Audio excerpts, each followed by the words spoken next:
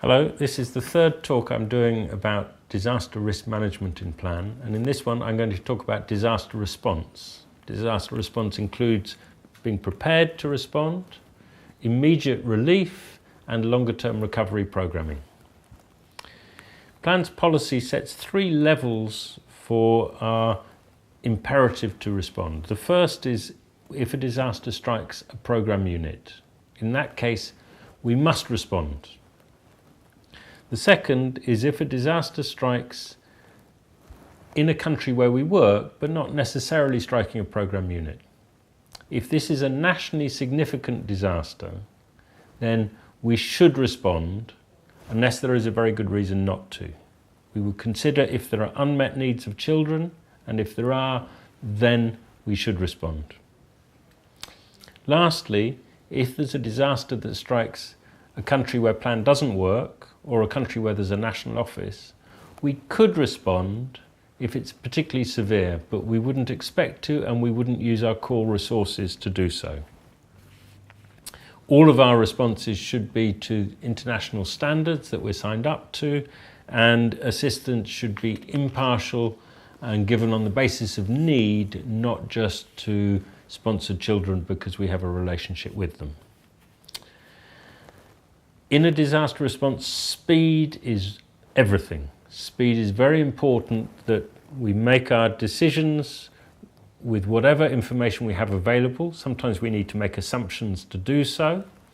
Once we make the decisions, we need to act quickly. And this involves all the team working to support fast action.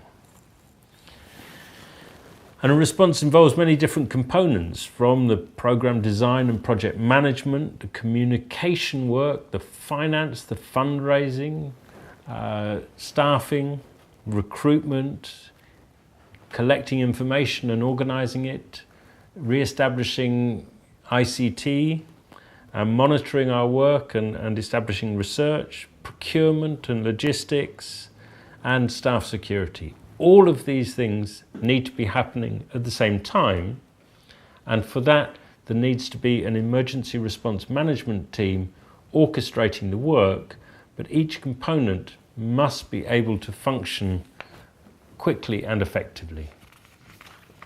The basic cycle of an emergency response involves the identification of needs, the formulation of a program, the implementation of that program, and then its evaluation.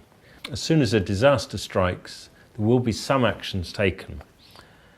Now, at each level of that cycle, we have a disaster response manual which sets out who should do what. It covers each of the functions, so program, people and culture, programming, communications, etc., and sets out at each of the points of a disaster response the responsibilities for each part of the organisation.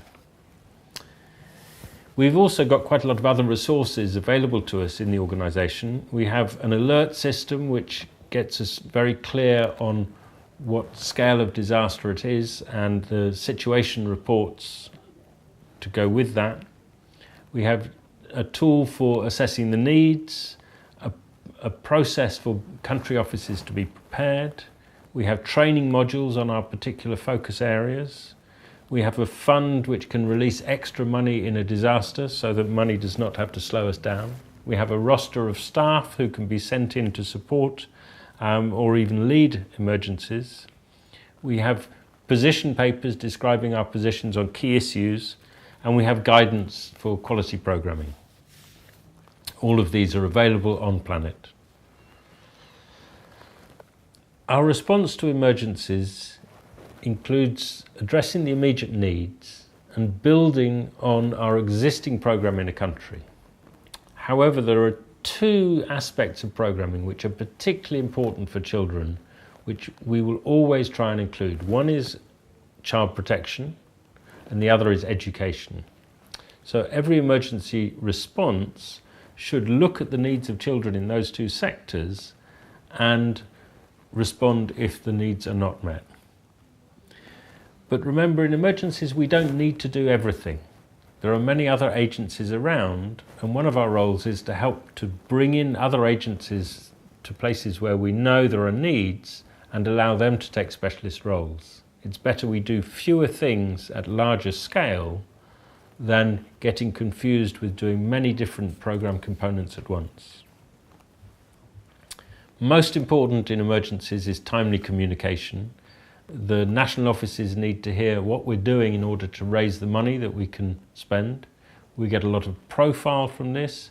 It's also important to communicate with line managers and with staff and with communities and with governments in the countries where we're working.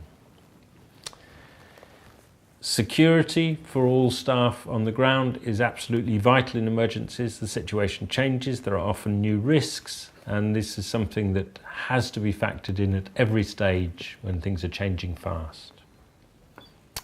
And lastly, team structures and roles often need to change in an emergency to make sure that we have people with the right skills and experience managing a disaster response. Our policy says that every country should be prepared and every emergency program should have somebody with sufficient experience and training leading it. Others may be involved in support.